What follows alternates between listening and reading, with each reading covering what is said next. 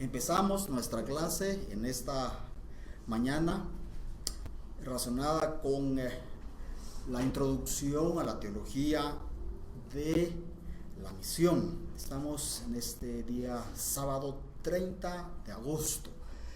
Damos gracias a Dios por tener la oportunidad de compartir los pensamientos que en esta ocasión se van a plantear en el transcurso de esta segunda clase. El tema para esta ocasión es la naturaleza de la misión. En la clase anterior, en la clase introductoria, recordarán, dimos el esquema y el contenido de lo que es nuestro curso. Nuestro segundo, en nuestro segundo sábado, entra de lleno a este tema tan importante como la naturaleza de la misión. Muy bien, generamos entonces las siguientes ideas introductorias. Es importante que para entender cuál es la misión de la iglesia, es conveniente entender lo que ello significa. Es muy importante, pero también es muy conveniente apreciar en quién se origina. Y aquí creo que la clase de hoy precisamente tendrá este enfoque en donde entenderemos mejor la naturaleza de la misión. Hemos hablado muchas veces de la misión, de la naturaleza, pero les aseguro que se van a sorprender con el contenido que hay, que es un contenido compartido por las iglesias cristianas en todo el mundo, hablando de las iglesias protestantes, las iglesias ortodoxas, la iglesia anglicana, la iglesia romana incluso, acepta totalmente ya estos planteamientos porque en ese proceso de reflexión que hablamos en la clase pasada, hay elementos que son muy consensuados, ya son acuerdos en función del estudio de la palabra de Dios, el acercamiento a la palabra de Dios y en ese compartir, en ese descubrimiento, prácticamente hay consensos en las grandes líneas de pensamiento en relación a lo que estamos compartiendo. Así que esto también es muy importante. Pero claro, ¿de qué estamos hablando? Al hablar de término naturaleza, es importante, ¿verdad? No nos referimos a la naturaleza o mundo, ¿verdad? O lugar. No estamos hablando de la creación del lugar donde estamos o los elementos propios del mundo que Dios creó. No. En esta clase, al hablar de naturaleza, hacemos la diferencia. Estamos hablando de la naturaleza de Dios y esto nos ubica a otro nivel, ¿verdad? Aquí creo que ustedes van a recordar muchas cosas de lo que vimos en las clases de doctrina, sobre todo cuando enfocamos el tema de lo que es la doctrina de Dios a través de la clase de doctrina cristiana. ¿Recuerdan? Hace prácticamente en el año 2012 tuvimos este tema doctrina cristiana y fue, creo yo, un descubrimiento para muchos, el conocer más el tema relacionado con quién es Dios, ¿verdad? Para otros fue un profundizaje, pero creo que esencialmente volvemos a retomar los elementos en este día, porque al hablar de la naturaleza de Dios estamos hablando de algo muy especial, de un tema muy especial relacionado con Dios mismo. ¿Recuerdan lo que vimos hace casi 2 años? Al hablar de la naturaleza de Dios, hablamos de la esencia y los atributos de Dios. Hablamos de lo que es Dios y cómo este Dios se refleja a través de sus acciones perfectas. No vamos a hacer un repaso, por supuesto, de lo que vimos en aquellas oportunidades, ¿verdad? Porque lo enfocamos en varios momentos, pero sí, creo que la clase de hoy amerita el recordar los grandes elementos de aquella clase con algunas puntualizaciones propias de lo que es en sí nuestra clase. Al hablar entonces de la naturaleza de Dios, hablamos de su esencia y sus atributos, pero también estamos hablando del Dios creador y sustentador, ¿verdad? Del Dios que crea y sustenta todo cuanto existe. Y aquí estamos hablando del Dios trino. Esa es la belleza de esta doctrina. Y en nuestra doctrina luterana eso está tremendamente definido, ¿verdad? Aquí no hay nada que especular, aquí no hay nada que inventar o generar para llegar a la doctrina tal como lo entendemos. El luteranismo en este sentido es muy claro, muy puntual en cuanto a la doctrina, y se empezó a desarrollar estos pensamientos y planteamientos a raíz precisamente de la Reforma, ¿verdad? Después de un proceso de reflexión, la Iglesia fue edificando.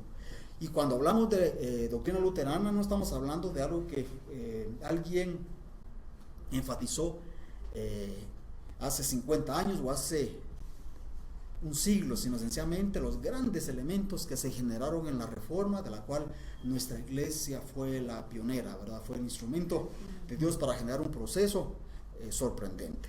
Muy bien, pero también en este tema que creo que estaremos juntamente gozándonos, es que al hablar de la naturaleza, de la misión, estamos hablando de que este tema se origina en Dios mismo. No se origina en una persona, no se origina en una doctrina, no se origina en una iglesia, no se origina en un movimiento, sino se origina en Dios mismo. ¿Y cómo podemos entonces saber de qué estamos hablando? Bueno, otra vez, aquí es cuando nos ayuda este enfoque, esta clase, y es el desarrollo de la misma. Estamos hablando de esta misión de Dios en el mundo, la cual se conoce, ustedes van a estar leyendo cuando posteriormente demos bibliografía, o cuando ustedes escuchen esto, si no lo han escuchado ya, prácticamente se habla de la misión de Dios en el mundo, y en latín es un término que se ha colocado también en el léxico, digamos, de la bibliografía cristiana al respecto, la misión de Dios. La misión de Dios en el mundo es Missio Dei, ¿verdad? Y de esto estamos hablando en esta clase. Con alegría y gratitud veremos entonces cómo el Dios trino, nuestro Dios, es un Dios misionero. Veamos entonces lo que nos dice al respecto. Y para ello estaremos viendo, por supuesto, las grandes afirmaciones sobre el tema, utilizando la palabra de Dios. Y este es nuestro descubrimiento o redescubrimiento para todos nosotros como estudiantes de la palabra de Dios. Aquí estamos privilegiados nosotros como estudiantes en un programa diaconal, ¿verdad? En donde se nos orienta, se nos instruye y tenemos acceso a aspectos, a información muy puntual de la doctrina de nuestra iglesia y también de los enfoques de la iglesia cristiana. Pero nuestro privilegio entonces, y con gozo lo estamos haciendo, porque creo que esto nos va a beneficiar. El gran punto que aquí prácticamente queremos compartir es este. Hay dos grandes segmentos en nuestro tema de esta mañana, pero aquí estamos hablando de la primera gran afirmación relacionada con la naturaleza de la misión, y es esta, ¿verdad? Dios que se revela en las Sagradas Escrituras. No podemos hablar de la naturaleza de la misión ni hablar de Dios si no vamos a la misma palabra de Dios, que es la fuente de todo conocimiento. Y esto, ¿recuerdan? Unas grandes afirmaciones que hacíamos al inicio de la clase de doctrina cristiana. La Biblia es la única fuente y norma de la fe. Y en aquel entonces damos ejemplos de lo que eso significaba. Pero acá, otra vez, reiteramos esta misma afirmación, ¿verdad?, de nuestra iglesia y de nuestra vida misma. Como creyentes, solamente la palabra de Dios es la fuente, es única fuente y norma de la fe. De ahí los grandes desvaríos que estamos viendo hoy día porque no se hace de esta palabra la fuente única, ni tampoco la norma de fe. Y ahí cabe cualquier disparate, cualquier cosa, que es lo que estamos viendo hoy día, resulta precisamente porque no toman la palabra de Dios como la única fuente y norma de la fe. Y nosotros también enfatizamos esto, ¿verdad? La Biblia nos revela quién es Dios. Claro, acá sobre esto vamos con algo más relevante en cuanto a quién es Dios. Y cuando hablamos de quién es Dios, estamos hablando de grandes cosas. Miren esto, es el Dios eterno, que se revela como el ser supremo y absoluto. Aquí puntualizamos, ¿verdad?, los énfasis también en mayúscula, porque esto es diferente. Ya con mucha respeto, con mucha reverencia, con mucho respeto, colocamos los elementos en relación a la persona de Dios, porque esto es algo totalmente sobrenatural, ¿verdad? Revelado. Este Dios se nos revela, es un ser supremo y absoluto. No vamos a estar viendo todos los textos por asunto de tiempo, pero creo que esos textos, varios vamos a enfatizar en esta mañana, pero nos vamos a sacar con ganas de leer muchos de ellos. Pero sí, creo que introducimos nuevamente lo que ya vimos, aunque no estoy tocando exactamente lo que vimos, pero sí los elementos por lo menos más grandes que creo que se aplican para nuestra clase en relación a la grandeza de este Dios revelado, un ser supremo y absoluto. No hay nadie como Él, ningún Dios existe aparte de Él, y este es el Dios que se nos revela en las Escrituras, del cual dan testimonio el Antiguo y el Nuevo Testamento. Pero también, recuerdan, este Dios que se revela en la Biblia es un ser personal, no es un viento, no es una influencia, no es algo que está por ahí, no es una energía, es un ser personal que piensa y actúa. Y aquí básicamente tenemos el texto clásico de Éxodo 3:14. Por favor, este sí lo quisiera que lo leamos. ¿Alguien quien nos ayuda con la lectura de Éxodo 3:14? Mientras vamos, ¿alguien lo tiene ya? Mejor, por favor, con voz fuerte para que lo podamos todos apreciar, incluso los hermanos que nos escuchan, viendo las Biblias todos, por supuesto. Éxodo 3:14. Y respondió Dios a Moisés: Yo soy el que soy. Y dijo: Así dirás a los hijos de Israel: Yo soy, me envió a vosotros. Él es ese yo soy, se traduce así, ¿verdad? Y de una manera muy tajante dice, ¿recuerdan esas acepciones que hacíamos en aquella clase? Yo soy, o el que siempre existe, o el que siempre ha actuado. Esa es la referencia, pero aquí específicamente ese yo soy, y este yo soy, este Dios personal, se revela al gran Moisés. Y cuando Moisés se da cuenta de quién está delante de él, con gran reverencia, oye a este Dios y actúa, ¿verdad? Muy bien, pero también este Dios existe y subsiste por sí mismo. También es lo que hemos estado diciendo y se deriva también de todos los textos que encontramos. Este Dios revelado es trino y uno. Esto es también importante y creo que nos ayuda a enfatizar algunos elementos que creo que para nosotros tienen gran relevancia. Estos elementos que tenemos acá, ¿verdad? De este Dios que es eterno, que es supremo, que es absoluto, que es personal y es eterno en su existencia y que subsiste por sí mismo, no depende de nadie, es trino y uno.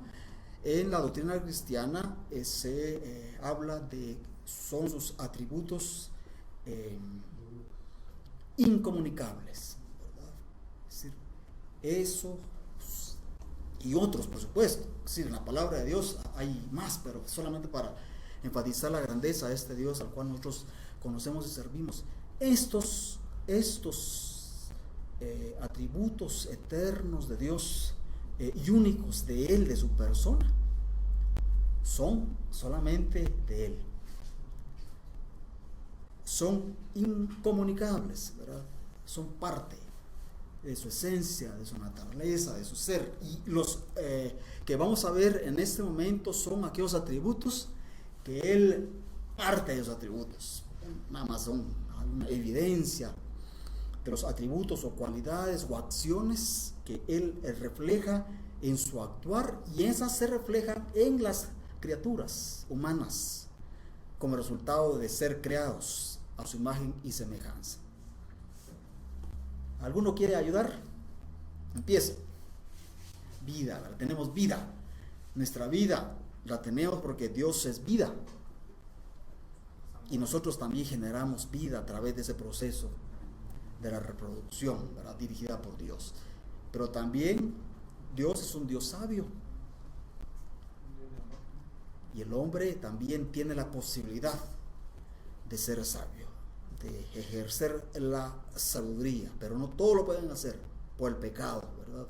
Como también todos los atributos que vamos a ver, la justicia, ¿verdad? Dios es un Dios justo, pero también desea y espera que sus hijos seamos justos. Dios es verdad, espera que sus hijos e hijas también practiquen la verdad. Eso es ética, todos estos son elementos éticos. Dios es amor. El amor lo hace actuar en favor de la humanidad y espera que nosotros también actuemos en favor de nuestro prójimo. Eso. Ahí está justicia, vamos a corregirlo ahí, se repite allá. La verdad también, Dios es verdad. La verdad existe en sí misma en Dios y Él también quiere que sus criaturas practiquen la verdad. Miren aquí, los elementos son tremendos. El amor se vuelve a practicar y después les voy a colocar otros y otros, ¿verdad? Por estar quitando algunos, pero coloque otros. ¿Y qué otros? Por supuesto. Paciente, compasión, correcto. ¿Qué otro atributo? Comunicable, se refleja en nosotros.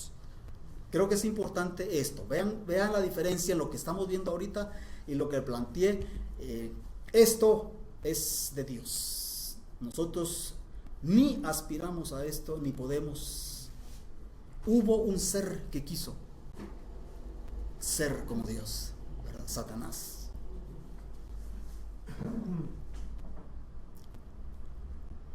Y lo va a pagar muy caro. Es terrible, ¿verdad? La criatura quiso ser como su creador y ser la revelación.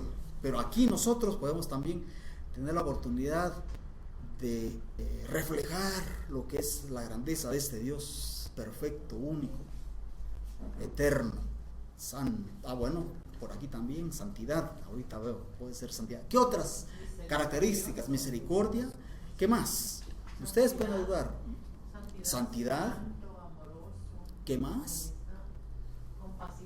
La compasión, ya se habló también. Humildad, por supuesto. Y todo esto se lleva a cabo en el Antiguo y Nuevo Testamento. Recuerde, en la Biblia las acciones de Dios, cuando Dios actúa, refleja lo que Él es. Y lo que Él es lo refleja en su relación con el ser humano. Y eso que Él nos revela en relación a su relación con el ser humano es lo que en la Biblia se queda registrado en forma, digamos,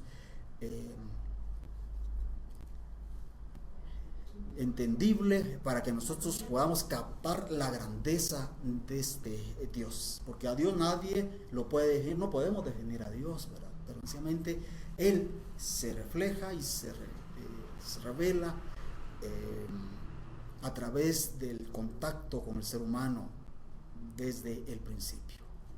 Y eso es lo que también enfatizamos. Este Dios es eterno, es personal y cercano a todo ser humano. Aquí creo que también podríamos pensar, pero este Dios es muy grande, pero este Dios está alejado.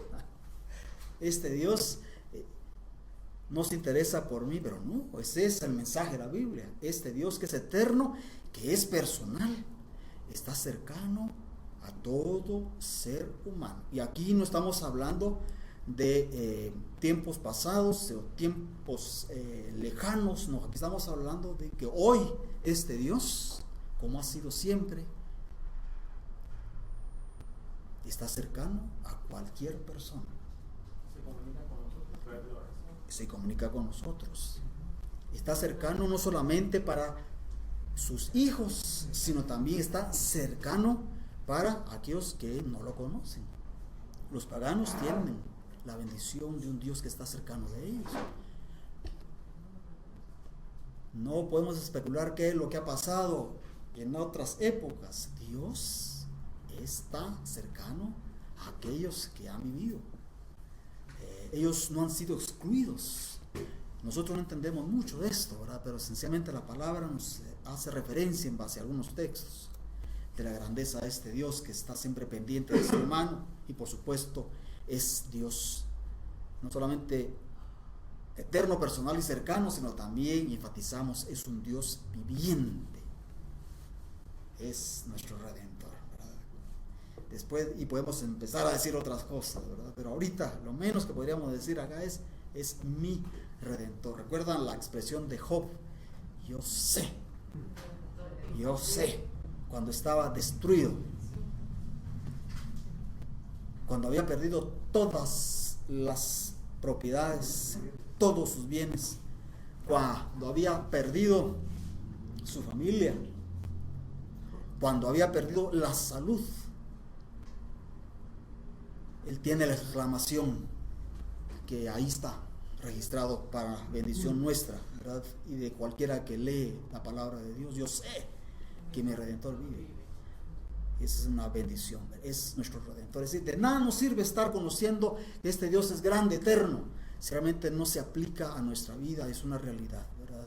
Y esta es la aplicación que creo que la clase tiene. Este Dios eterno, personal, está cercano a todo ser humano, vive para siempre, pero también se relaciona con nosotros de una manera muy especial, y únicamente aquel que cree en él, reconoce lo que Cristo ha hecho a través de su obra vicaria, podemos tener esta convicción. Y Job la tuvo. Job creía en este Dios. En el Antiguo Testamento sabía que este Dios lo escuchaba. Y su mujer le dice: ¿todavía bendices a Dios? Bendícelo, dice, y muérete. Tremendo. Lapidario. Pero en medio de esa angustia, Job sencillamente le dice: no. Bueno, y eso se repite con nosotros en nuestra vida, con tantas circunstancias. El gran, entonces, segundo punto que estamos enfatizando en nuestra clase es que el Dios viviente y revelado es un Dios misionero. ¿Cuál fue la primera? ¿Recuerdan? La primera gran afirmación. Este Dios, ¿verdad? El Dios de la misión se revela en las Sagradas Escrituras. Y ahora, si este Dios se revela en la palabra de Dios, entonces vamos a ver cómo este Dios viviente y revelado es un Dios misionero. Aquí nos tenemos que quitar aquella mentalidad de que la misión se origina en la iglesia, que la misión se origina en la Reforma, que la misión se origina en el siglo I. No, nada de esto. La misión se origina en Dios mismo. Y ahí es cuando vamos a empezar a compartir también estos pasajes y estas afirmaciones preciosas. Primero, si estamos hablando de el Dios misionero, estamos hablando de que este Dios misionero actuó creando. Si aquí partimos en terreno antiguo testamentario, terreno del Antiguo Testamento, su acción amorosa en el espacio vacío dio origen a nuestro mundo y el universo. Qué amoroso fue Dios, ¿verdad? En el vacío, en la eternidad, en la nada. Dice el texto de Génesis 1:1, en el principio creó Dios los cielos y la tierra. Fue una acción amorosa. Solo Él sabe por qué lo hizo. Lo más fácil para Dios hubiera sido seguir solo como ser trinitario.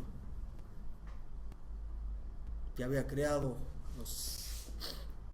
en el luteranismo hay dos grandes líneas. Dios creó todo juntamente con el hombre, a los ángeles, o a los ángeles los creó antes. No se sabe.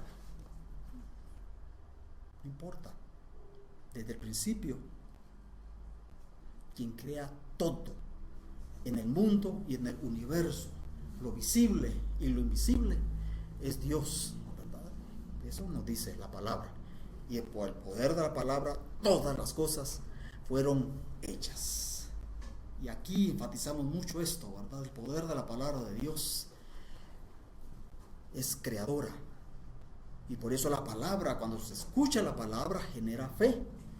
Tiene poder. Qué importante es que las personas escuchen la palabra, ¿verdad? Y al escuchar la palabra, el Espíritu obra y genera procesos de fe en la vida del ser humano. Esta palabra de Dios, esta palabra poderosa de Dios, a través del cual todo fue hecho, Génesis 1, es relacionado con el propósito que Dios tenía. Dios creó la vida, ¿verdad? Pero aquí, lamentablemente, y eso ya lo sabemos, pero arrastrado a la muerte por la infidelidad del ser humano. Dios deseaba la vida, pero el hombre y nosotros responsables también, estando juntamente con nuestro padre Adán, preferimos ser infieles y decirle no, ¿verdad? Ese es el registro de Génesis 3. No solamente fue creado para la vida, sino para el amor, ¿verdad? Pero miren, en Génesis 4 tenemos cómo este pecado inmediatamente generó odio y violencia, y el hermano tiene envidia del otro hermano, y en un acto cultico piensa que su sacrificio de su hermano es mejor y llega a la violencia extrema, ¿verdad? Caín matando a Abel, y después los episodios continúan en los siguientes capítulos. Es la realidad nuestra. Dios es la vida, es la fuente de la vida y luz del mundo. Creo que es importante este elemento de la creación de Dios, ¿verdad? Porque estamos hablando de cómo Él crea, pero en ese proceso de creación también hay actitudes de infidelidad. Pero en ese proceso de infidelidad, Dios no deja al ser humano solo, sino lo sigue acompañando. También afirmamos que Dios es la vida, fuente de la vida y luz del mundo. Juan 1:16. La palabra estaba en el principio, ¿verdad? Y la palabra crea todo. De eso nos habla el apóstol Juan. Aquí es Juan 1:16. Ahí voy a arreglar porque solo dice Juan 1:16, pero básicamente son los capítulo 1, versos 1:16. Pero también en este concepto de el Dios que crea, estamos hablando de que Dios es el creador viviente. Y aquí tenemos otros textos. Sí, me gustaría que leamos Romanos 1:19-20. Creo que ese otra vez genera la base para lo que estamos diciendo. Nos quedaríamos con eso por asunto de tiempo. Romanos 1:19-20. Porque lo que de Dios se conoce les es manifiesto, pues Dios se los manifestó. Porque las cosas invisibles de Él, su eterno poder y deidad, se hacen claramente visibles desde la creación del mundo, siendo entendidas por medio de las cosas hechas, de modo que no tienen excusa. Este es el creador viviente, ¿verdad? Ya sabemos el contenido de Romanos, pero eso no se duda. Muy bien. El segundo elemento que estamos relacionándolo con la naturaleza de este Dios misionero es que su misión fue reconciliar, crea, pero reconcilia. ¿Y cómo reconcilia? Bueno, ante la caída, ante nuestra caída. El Dios de luz y de amor se propuso redimir a la humanidad, no nos dejó abandonados. Eso es algo que incluso para aspecto de evangelización, ¿verdad? Creo que siempre es importante esto. Nadie es abandonado por Dios, siempre hay un propósito máximo en nuestros días. La redención se lleva a cabo mediante un plan divino, levantando un pueblo para lograr su cometido. No solamente Dios se propone redimir a la humanidad perdida, sino en ese proceso va levantando en el transcurso de los siglos un pueblo para lograr su cometido, seres humanos. Tremendo esto, ¿verdad? Aquí otra vez, muchas veces pensamos que el pueblo es la iglesia. La iglesia es la expresión posterior, ¿verdad?, a ese proceso histórico. La iglesia, nosotros como parte de la iglesia, claro, somos ese pueblo. Pero también hubo pueblo de Dios en el Antiguo Testamento, los creyentes. Y el pueblo de Israel era el pueblo, su pueblo, tremendamente infiel. ¿Y la iglesia? Solo Israel. La iglesia no es infiel. Ya sabemos, ¿verdad?, la implicación, la respuesta. La tercera afirmación acá es que su misión es cósmica. Aquí estamos hablando, el cosmos es el mundo, ¿verdad? El mundo es el lugar donde Él llegará la luz verdadera. La luz verdadera es el Hijo de Dios que vino, que nos dice Juan, ¿verdad? El mundo estaba en tinieblas y este Dios viene y se revela en la persona del Hijo de Dios. Dios es luz, no hay tinieblas en Él. El mundo fue creado por el Verbo. Vean esto, hablar del cosmos acá siempre, cuando ustedes lean cósmico, es el mundo, ¿verdad?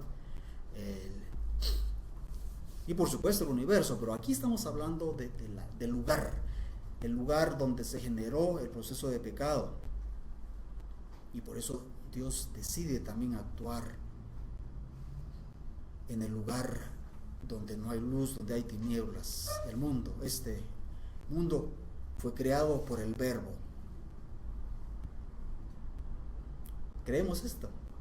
Por supuesto. Ahí se entiende el mundo como donde la obra de Dios se dio en la creación. La tierra, el mundo es la tierra, el planeta Tierra.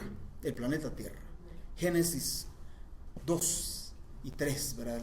Las implicaciones. Por supuesto, Génesis 1 también, ¿verdad? Pero también en el 1, digamos en el capítulo 1, versículo 1 habla de la creación de Dios en general y después cómo va Dios en el proceso creando. Pero estamos hablando de este mundo creado por Dios, específicamente, ¿verdad? El lugar no es fuera de la tierra, el lugar de redención es la tierra, el mundo en que vivimos. Fue creado por el Verbo. Es obra y creación del Verbo. Aquí enfatizamos lo que hemos estado diciendo. Es propiedad del Verbo. Si Él lo crea, le pertenece, ¿verdad? Y si le pertenece, le interesa. La luz verdadera no fue reconocida por el mundo, por su saber espiritual, y necesita ser iluminado con el conocimiento del Verbo. Para eso vino nuestro Señor, para darnos a conocer quién es Dios. El ser humano no lo puede conocer, y lo puede conocer, pero de forma totalmente insuficiente. Pero es Cristo quien nos indicó y nos da la enseñanza de quién es Dios. El propósito de Dios abarca a toda la humanidad, ¿verdad? Y a través de todos los tiempos. ¿Qué ve esto? Porque aquí otra vez enfatizamos, el lugar es la tierra, toda la humanidad. No algunos, no los redimidos, no los elegidos, no. Dios murió por todos por todos, es lo que afirmamos. Murió por todos porque ama a todos. Su misión también, aquí vamos ampliando cómo Dios se revela en la palabra de Dios, y aquí también decimos que su misión es histórica. ¿Y por qué histórica? Bueno, ya hemos visto buenas clases con Pastor Guayo de historia de la iglesia y de la reforma, ¿verdad? Pero aquí la implicación es todavía más amplia. Se realiza en este mundo y en su realidad física con espacio y tiempo. Gálatas 4 es un pasaje clásico. Cuando viene el cumplimiento del tiempo, Dios envió a su Hijo, nacido de mujer y bajo la ley, para redimir al ser humano. Entonces, en este mundo, Dios actúa en su realidad física, ¿verdad? Espacio, tiempo. Pero ¿qué tan? Aquí vamos a ver todos los elementos. Después del espacio y el tiempo, no se realiza fuera de este mundo. Es importante esto, ¿verdad? No se realiza fuera de este mundo. Su misión en este mundo es acá. Actúa en este mundo para redimirlo, y la historia humana se convierte en el escenario del encuentro entre el Dios de gracia y los seres humanos en desgracia, que llegan a ser redimidos por la gracia de Dios. Este mundo es el escenario de la misión histórica del Señor. Muy bien, su misión es filial. Miren qué lindo eso también. Filial, ¿qué es filial? Filial tiene que ver con lo familiar, ¿verdad? La relación entre padres e hijos, y ahí mismo también es el propósito de Dios. Su misión es formar, su propósito es formar una gran familia, padre, hijos, y Efesios es la evidencia. Es un pasaje bellísimo, este texto de Efesios, lo que Dios ha hecho en el Hijo para crear una nueva humanidad en esa relación filial de Padre eterno que ama a sus hijos redimidos, que somos parte de esta gran familia. Aquellas personas que creen en Él y lo reciben, Él les da el derecho de incorporarse a la familia de Dios como un acto de gracia. Aun cuando Él quiere y desea formar una gran familia, la formarán solamente aquellos que creamos. No todos van a ser parte de esta gran familia, lamentablemente. No todos van a creer. Su misión es encarnacional. De aquí otra vez nos lleva a este punto. Dios se hizo hombre para cumplir su misión redentora. Se hizo hombre en su encarnación, en su venida, en su primera venida, hace casi 2000 años. Físicamente, el Cristo, el enviado, el ungido, el Mesías, viene para cumplir su misión redentora. Ese fue el clímax, el punto culminante del plan de salvación, ¿verdad? No hubiese plan de salvación si Él no hubiera venido. Su presencia y triunfo fue decisiva para realizar esta labor de reconciliación. No solamente su presencia, sino también sus actos poderosos, a la vez limitados por sí mismos, pero genuinos, como el Hijo de Dios venido en carne, el cual fue triunfante. Juan 3, 16, 18 es un texto lindo. Otro texto también bonito, Juan 10, muy útil para el tema, y primera Juan 3, 8. Los primeros son el Evangelio, y el tercer texto es también el evangelista, pero no es el Evangelio, es el mismo, ¿verdad? Juan, ya ancianito, escribe primera Juan, muchos años después. Leamos San Juan 3, 16 al 18. Por favor, ¿alguien tiene ahí este texto? San Juan 3, 16. Esto de memoria tenemos que saberlo. Por lo menos Juan 3, 16. Es al mundo que ha dado a su Hijo unigénito, para que todo aquel no se pierda, mas tenga vida eterna. Esta es la forma, ¿verdad?, en que el Señor genera ese proceso de encarnación para redimir. Su misión es apostólica. Miren esto, Dios se autoenvía al mundo. Este elemento de apostólico tiene que ver con el término apóstol tiene que ver con enviar, ¿verdad? Y aquí la palabra, la evidencia, la palabra de Dios es que Dios se autoenvió. Dios mismo se envió al mundo. Dios no se obliga. Dios no obligó a nadie, la persona de la Trinidad, ni al Hijo, ni el Hijo obliga al Espíritu que venga, no, sino la Trinidad se autoenvía al mundo en un proceso bello de redención. Actúa en la historia humana a través de personas que Él elige, llama y envía. Este Dios que manda se autoenvía. Es el Dios también que actúa en la historia a través de personas que Él elige, llama y envía. ¿Quiénes son ellos? El problema es que muchas veces pensamos que estas personas son los otros. Claro, es lo que la evidencia nos da, ¿verdad? Génesis 12, Éxodo. ¿Quién es Génesis 12? ¿A quién aquí llamó? ¿Recuerdan? Abraham. Éxodo 3, ¿a quién llama? Elige, llama y envía. Sí, en forma bien concreta. ¿A quién? A Moisés. Jeremías. A Jeremías. Y en Gálatas, ¿a quién? Al Señor. El Señor Jesús mismo, ¿verdad? Aquí en función de Pablo, ¿verdad? Es Pablo. Sacamos de la duda 1.15. Sí, no, por eso no me va a pasar de ahí. Porque ahí viene una pregunta que tengo a continuación. Así que denme ese 1.15 de Gálatas. Porque aquí es cuando hacemos la integración. Pero cuando agradó a Dios, que me apartó desde el vientre de mi madre y me llamó por su gracia. Pero cuando agradó a Dios, que me apartó desde el vientre de mi madre y me llamó por su gracia. Ahí aparentemente. Pero sí está. ¿Quién es? Pablo. Es Pablo. Es Pablo. Es Pablo. Es Pablo. Sí.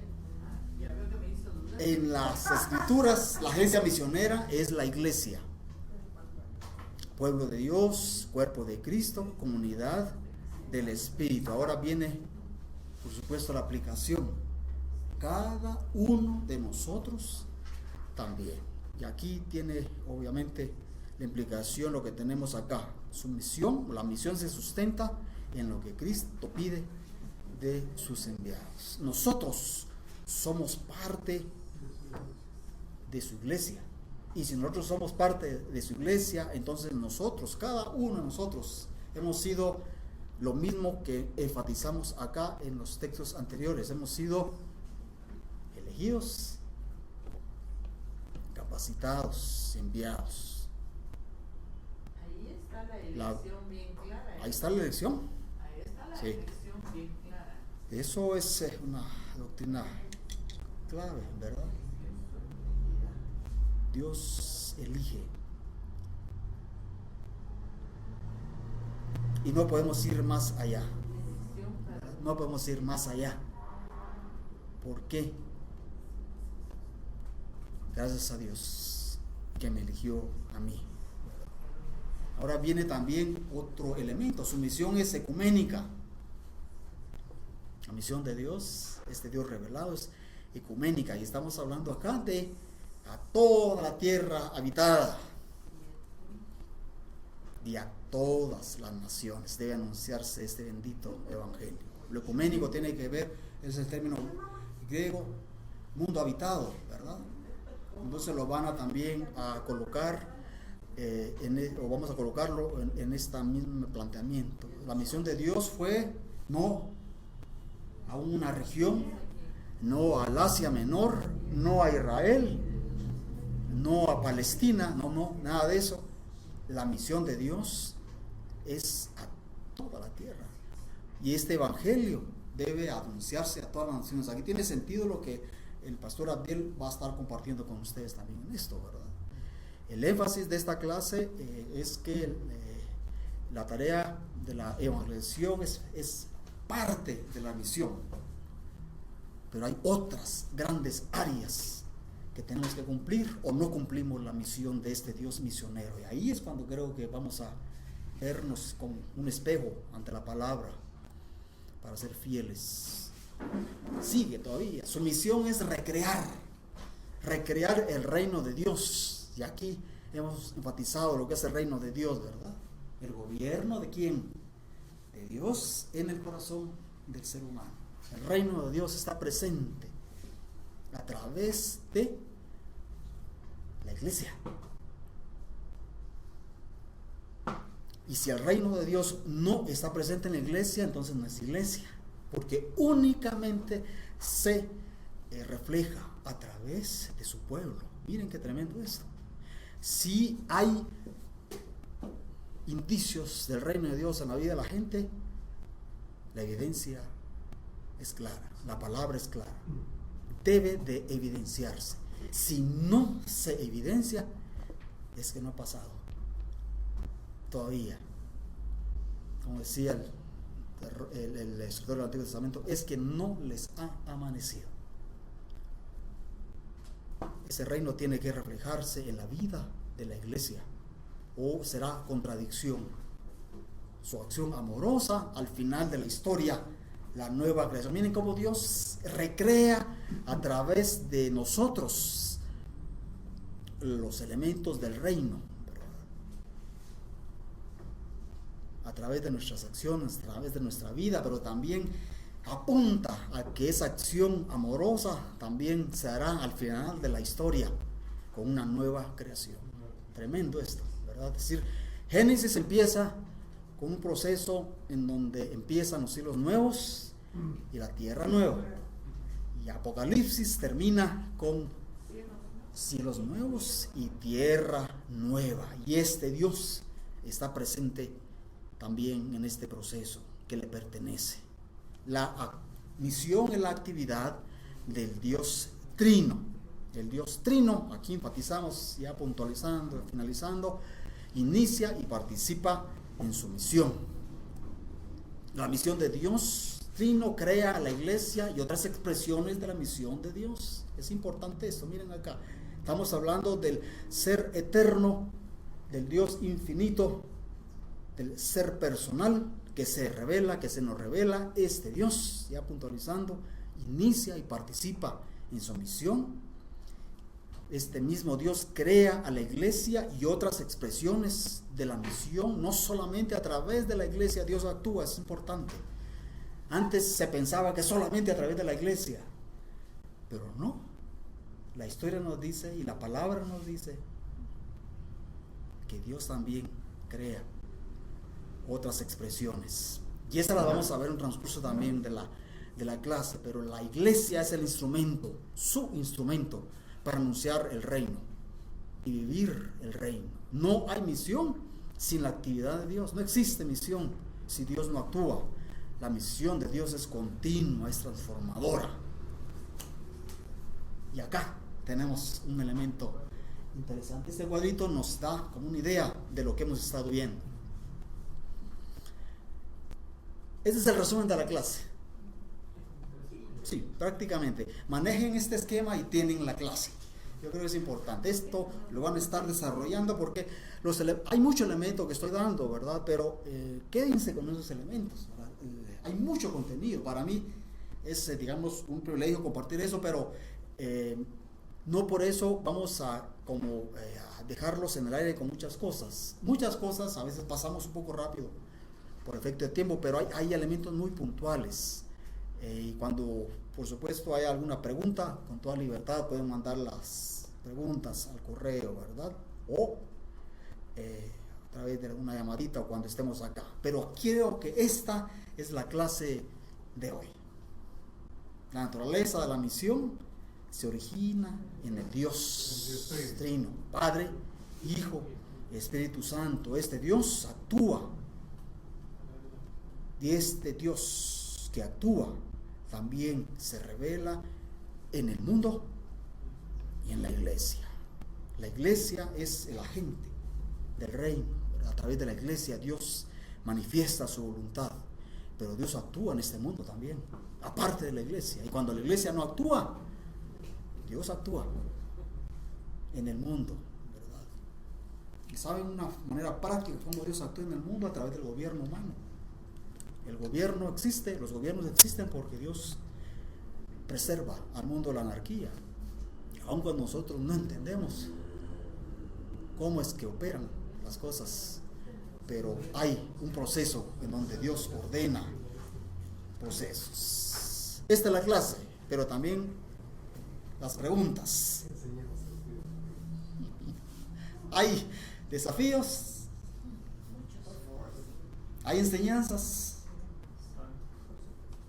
¿Y qué de los que viven fuera de nuestro globo terráqueo?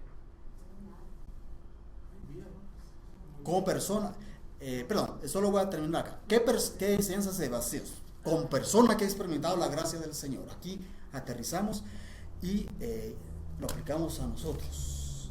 Esto tiene que ver conmigo. Esto no tiene que ver con el otro, o con la otra, o con nosotros. Eso tiene que ver conmigo, ¿verdad? Porque este es el Dios que se me ha revelado por gracia. Y si se me ha revelado por gracia, me tiene que haber cambiado. Y si no me cambia, no ha pasado nada. Pero también esto tiene que ver con el ser miembro de una comunidad cristiana. Y esa comunidad cristiana no es perfecta, es imperfecta y pecadora, pero aquí nos coloca el Señor por su gracia. No me colocó en Nigeria, no me colocó en Sudáfrica, o en Australia, no en Perú, nos colocó en Guatemala, porque Él quiso colocarme acá, ¿verdad? Por su voluntad.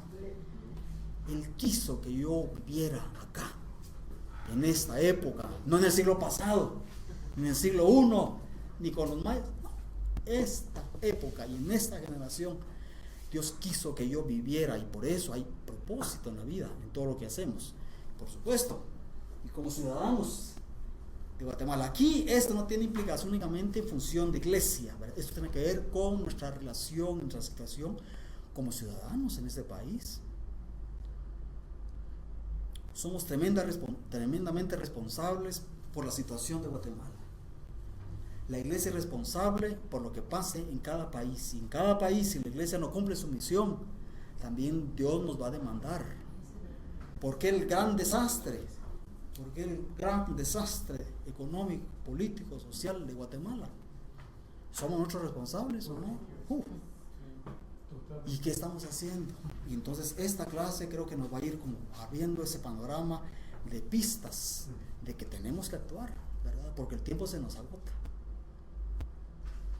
Aunque no parece, pero el tiempo se nos está agotando a cada uno. Entonces estas son las enseñanzas, pero también esa es la pregunta que hice al final también de la clase anterior: ¿cómo integrar a nuestra vida cristiana cotidiana los nuevos elementos descubiertos sobre la misión de Dios en nuestras propias parroquias y comunidades? Este va a ser redescubrimiento también en transcurso de las próximas clases, pero creo que tiene aplicación bien concreta a mi vida cristiana. Esto lo tengo que integrar, ¿verdad? Estos no son elementos que están flotando y se quedan y son parte de una clase en donde lo vamos a olvidar de aquí a 5 años y está guardado por ahí el material. No, yo creo que esto tendrá peso y sentido si generamos el proyecto que les hablé al principio, ¿verdad? Tenemos que generar un proyecto y que Dios nos ayude, ¿verdad? Y Dios nos va a ayudar y nos va a bendecir en lo que hagamos. Este es nuestro Dios, a este Dios servimos, ¿verdad? Esa es la naturaleza de la misión del Señor. Amén.